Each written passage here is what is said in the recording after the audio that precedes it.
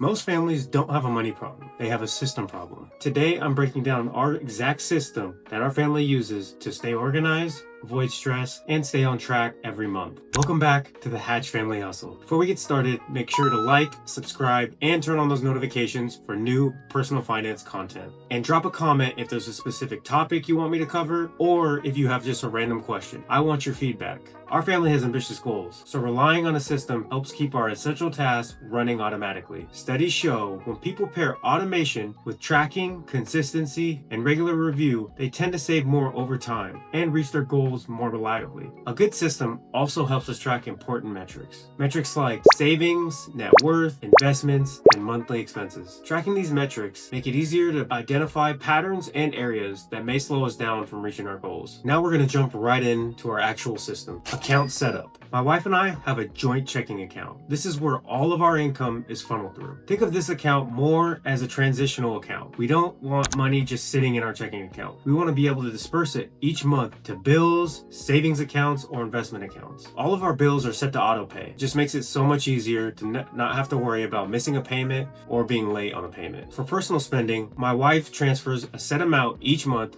to her separate checking account. And for my personal spending, I use my American Express Gold credit card. For groceries and toiletries, we also use Amex Gold card. For gas, we use our Alaska Airlines credit card. Different cards offer different rewards for certain spending. We're trying to optimize our rewards and benefits through spending on the credit cards. Our savings accounts. We use Ally, an online high-yield savings account. This is where we keep our emergency fund and our sync fund. The sync fund is for any big expense that we know is coming up. For example, if we had to buy a car in 3 months, this is where we would save it. We use a high-yield savings account because the interest rates are higher than checking accounts. At the end of the day, it's not all that much, but you still want to get those extra dollars where you can. Moving on to our investing accounts. We currently have 5 types of investing accounts and they're all automated. We have my 401k. This account automatically deducts a set contribution from each paycheck. Funds are also invested automatically each pay cycle. This makes it easy. Before I even get my paycheck, the transfers are already done, so I don't even have to think about it. The only thing I have to pay attention to is the contribution percentage. The next account is my employee stock purchase plan, or ESPP. Semi-annually, the account automatically purchases my company stock at a discount. The money is automatically transferred to the account and then invested automatically. The next type of account is our Roth IRAs. We have automatic contributions set up each month. The money is automatically transferred to the account and then invested automatically.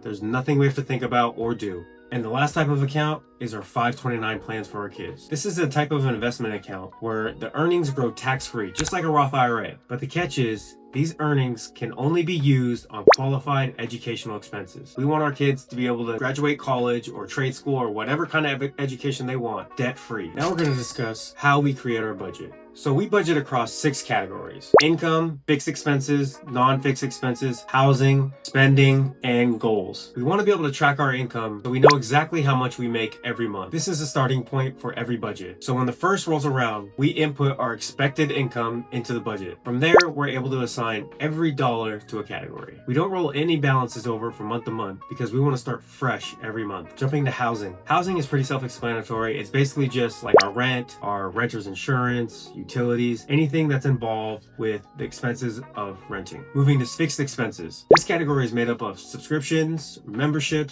like gym membership, internet, insurance, our phone bill, and our monthly furniture bill, where we're paying off that 0% interest credit card. Now we're on non-fixed expenses. This category is made up of groceries, toiletries, gas, as in for your car, and then 2 subcategories for each one of our kids. These can vary month to month, but we aim to stay under our allocated amounts. As I mentioned earlier, my wife and I each use different accounts for our spending accounts. So in our budget, we built our own individual subcategories where we can track our individual spending. We also have a family fun category. This is if we go out to eat, go see a movie, or some kind of activity together as a family. This is where we budget that money in. These amounts are agreed on by both my wife and I before we enter them into the budget. And then our final category is goals. This includes money set aside for savings and investing. Now these allocations can shift. If we know there's a large expense coming up, what we'll do is we'll stop our Roth IRA contributions and start allocating that money towards saving as quickly as possible. And as soon as we pay for that large expense, we go right back to investing in our Roth IRAs. But in general, these accounts are non-negotiable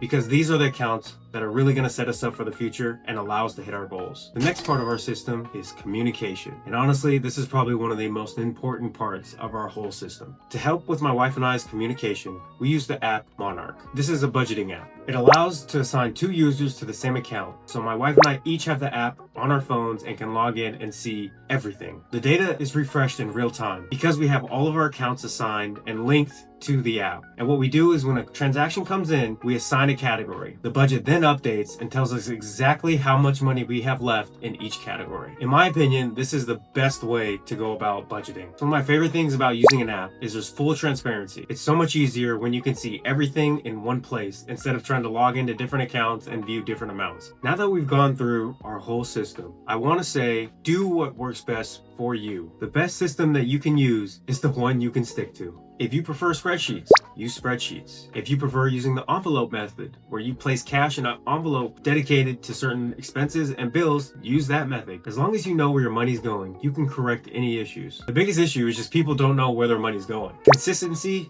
and discipline equal momentum. The key is choosing a system that you can fully commit to long term. And we are at that point again, the net worth weekly update. Here we can see our updated net worth at the time of recording is $114,359.27. This is an increase of $106.27 from the last episode, or a 0.09% increase. And here's the breakdown of our net worth. So in assets, we have about $116,000, investments, about $95,000, cash, about $21,000, and then liabilities, about $2,300. So the percentage change for our assets is down 0.01%. The amount change is down $6.40. For investments, the amount change is we're down $571.24. Percentage change is down 0.59%. For cash, the amount change is an increase of $564.84, or percentage change of plus 2.75%. For liabilities, the amount has gone down $113.01, which is the payment for our furniture that we finance. The percentage change is down 4.63%. Also, this episode, I wanted to call out our liquid net worth. Your liquid net worth is anything you can access quickly if you needed to. So retirement accounts, such as Roth IRAs or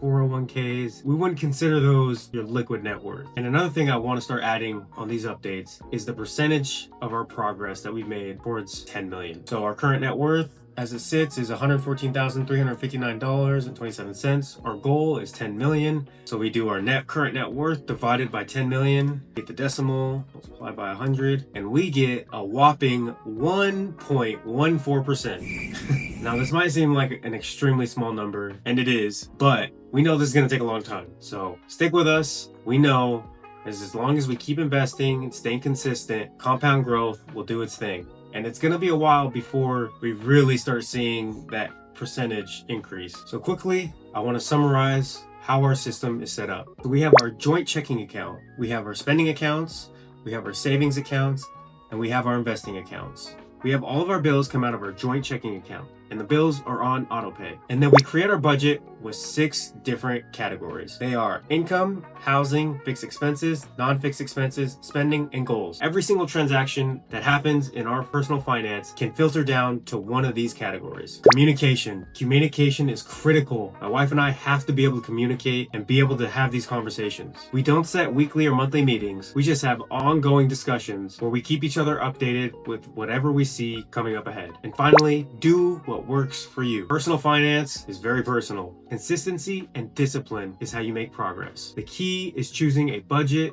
that you can commit to long term. Thanks everyone for tuning in to the Hatch Family Hustle. Make sure to subscribe, like, turn on those notifications. Also, if you have a question or you want a specific topic covered, leave it down below in the comments. Thanks for watching.